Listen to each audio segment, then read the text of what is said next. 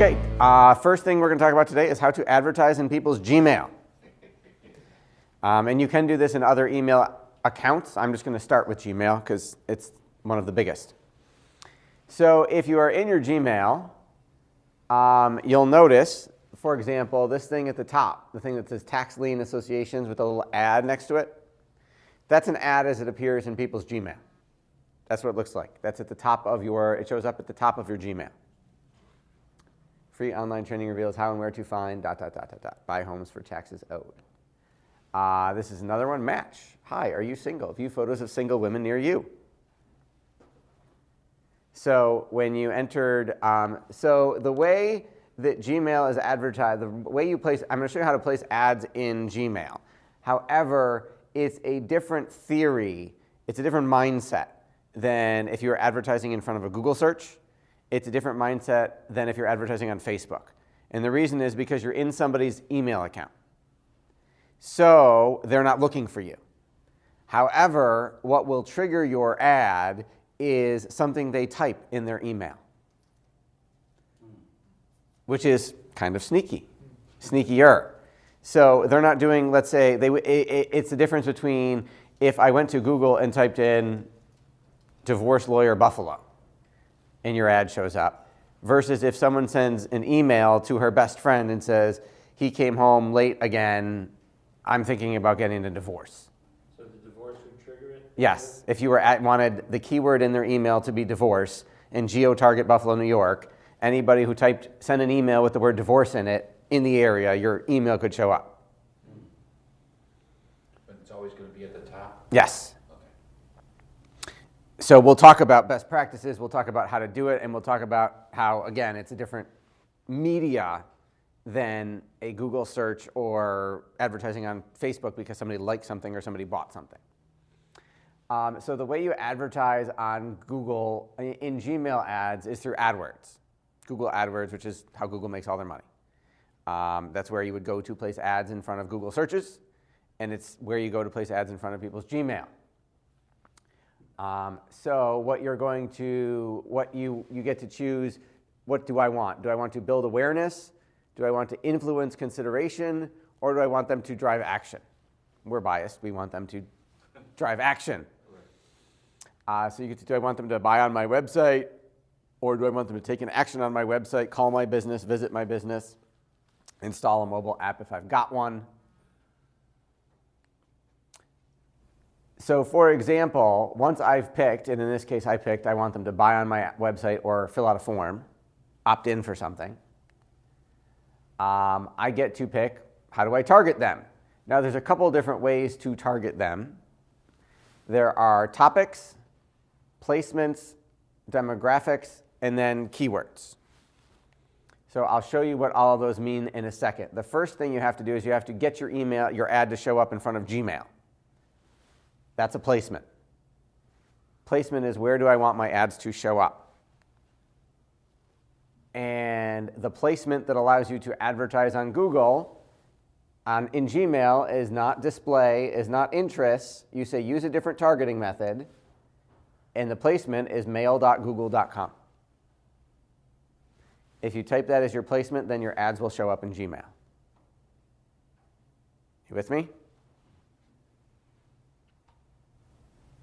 Mail.google.com is my placement. That's the only one you want because you want to keep your Gmail advertising campaign, if you're doing any advertising on Google AdWords, to show up on Google searches.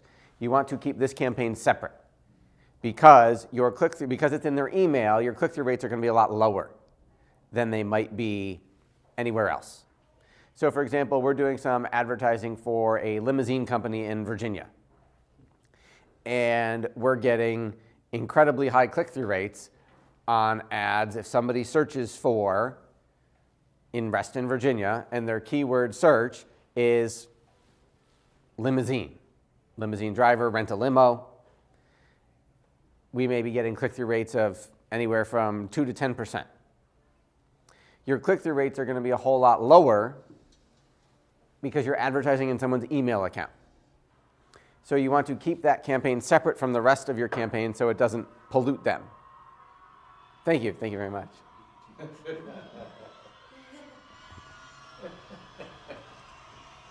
Appreciate that. There you go.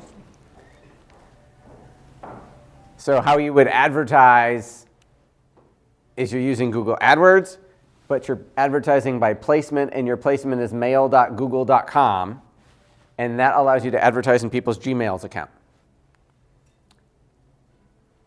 Then you will narrow down keywords.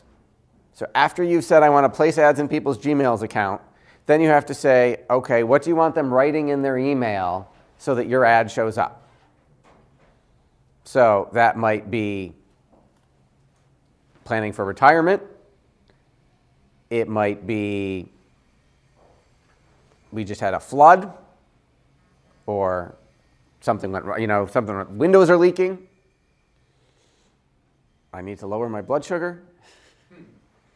So it's no longer a Google search, it's a conversation between two people. So what would you tell your friend if you were sending them an email about whatever it is that you do? For example, in our old house, we had lousy old windows. So my wife might have sent me an email saying, there's ice on the inside of the window. Can you please get this fixed? Think about the ways that you text. So, for example, I got a text yesterday saying we have ants in the playroom. You need to call the ant guy. So if I'm in Virotech, the organic ant removal company that we use, I might advertise, look for keyword. The keyword wouldn't be ant removal like it would be on a Google search. The keyword would be the phrase that my wife would email me saying, we have ants. Nobody's typing we have ants into Google. But they're writing it. Do you see the difference? Okay. You have Google will give you different choices of ads you can run in people's Gmail. Surprise, surprise, you're going to pick the Gmail ads. Because AdWords will allow you to do all of these other things that show up on a Google search, but your Gmail ads should be Gmail ads. Because if you try and get a video to show up in people's email, it won't work. You can't use a video in a Gmail ad? No, the Gmail ads, here, let's go back to the beginning. So that's what a Gmail ad looks like. So you've got much less, you've got text, and it's much less than you would on a Google search ad. Because again, Google's trying to make money, but also trying to not piss people off so that they stop using Gmail. So at the moment, that's what you've got. You've got like 2 sentences at the most.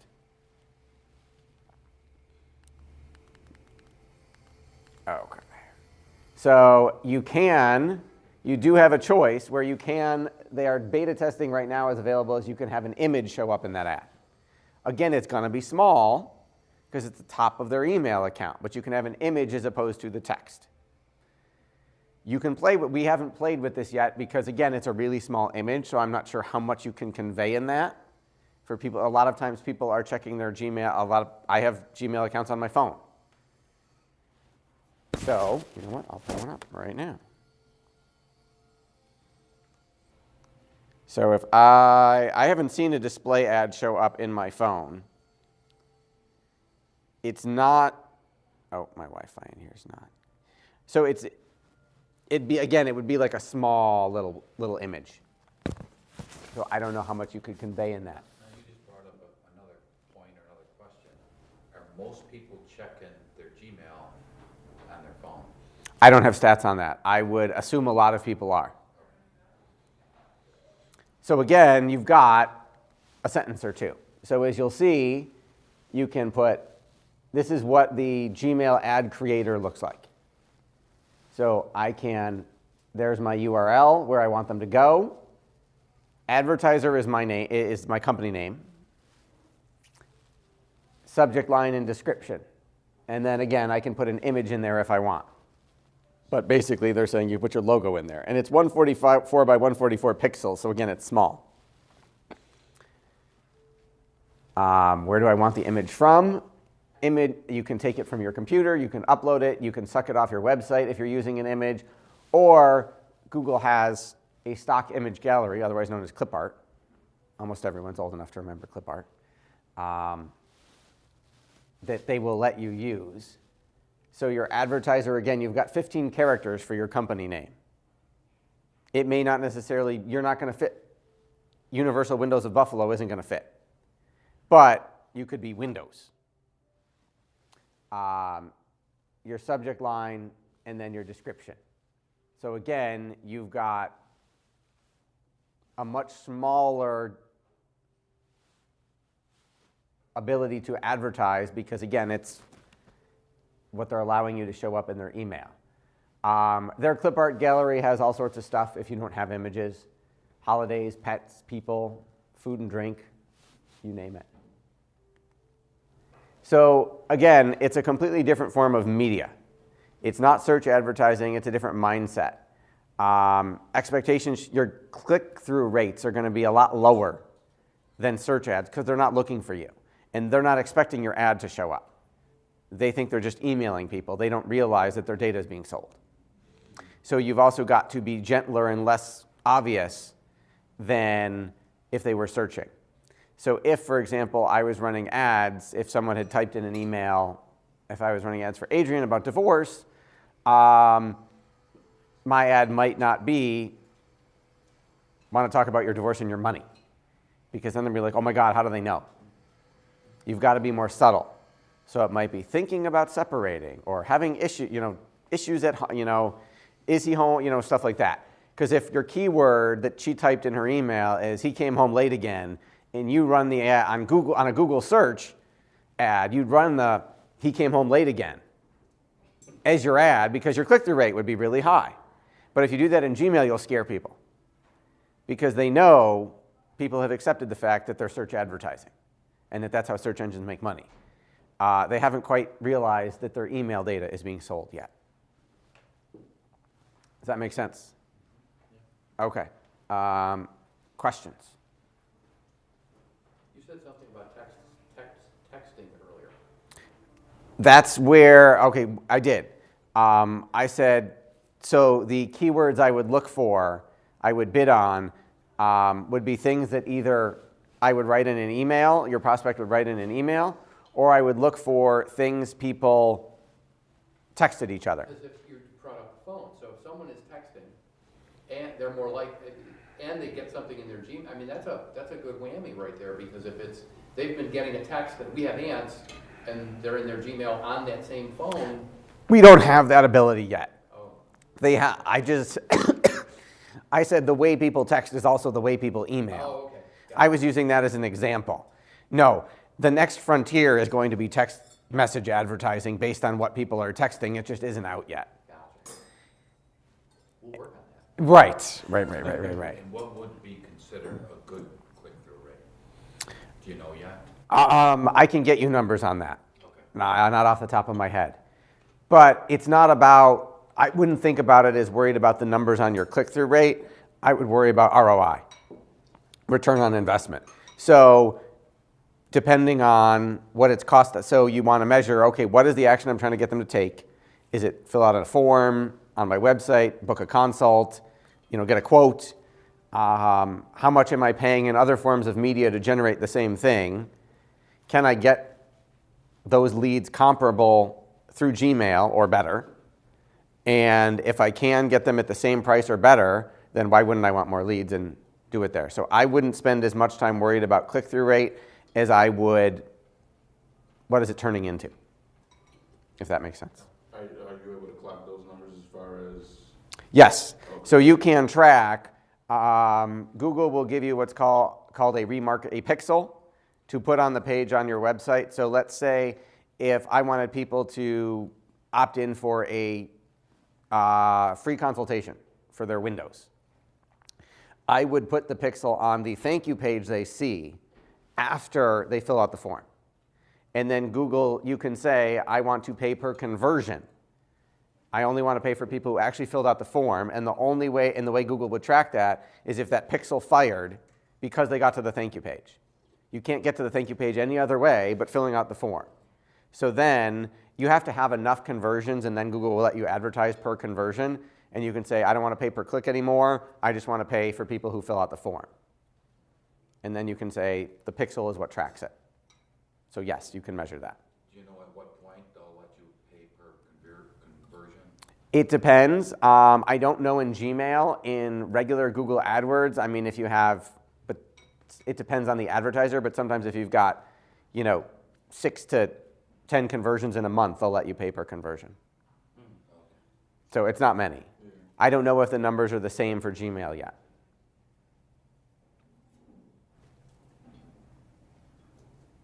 I guess my next question would be, is there any sort of like a record kept of how many times people actually search in their Gmail? They're not searching in their Gmail, they're typing. Remember, they're emailing each other. Your wife is emailing you. Gotcha. And you're advertising based on what she wrote to you. So again, it's different. They're not searching. So if you want, something fun to do is play with it as a consumer. So write some crazy emails and see what ads showed up. So for example, I've done it, I created a separate Gmail address when they first released this just to play with it. And I sent myself at work a whole bunch of emails saying, I wish I knew what the future holds. I think I should go see a psychic, type of stuff like that. And then a couple days later, ads started showing up in my Gmail saying, psychic hotline. And I was like, they really are, it really does work.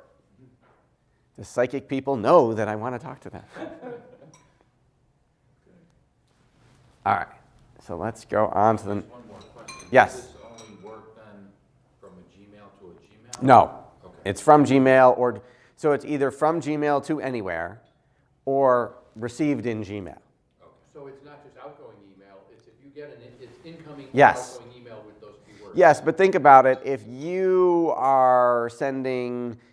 have Hotmail and you're emailing Adrian's Gmail and you say you want a divorce, the ad's not showing up in your email, it would be showing up in hers. And she might not necessarily be looking for a divorce. So it's the Gmail user. Now you can advertise in other emails. For example, you can advertise in Hotmail through Bing ads, because Hotmail is owned by Microsoft, which owns Bing. However, Hotmail at this point is mostly display emails. So if you've got a Hotmail, you may see the big banner ad show up on the side saying, come to the real estate investing event at the Marriott in Buffalo every Thursday and get rich quick and give us $50,000. Come to the free event. Those show up in my Hotmail all the time. So I must be either they're blanketing all of the area or I'm in the right demographic or I wrote an email about something. So I know you can do Hotmail, I know you can do Gmail, I don't know about the other email providers. And Hotmail at the moment is mostly display as far as I can tell.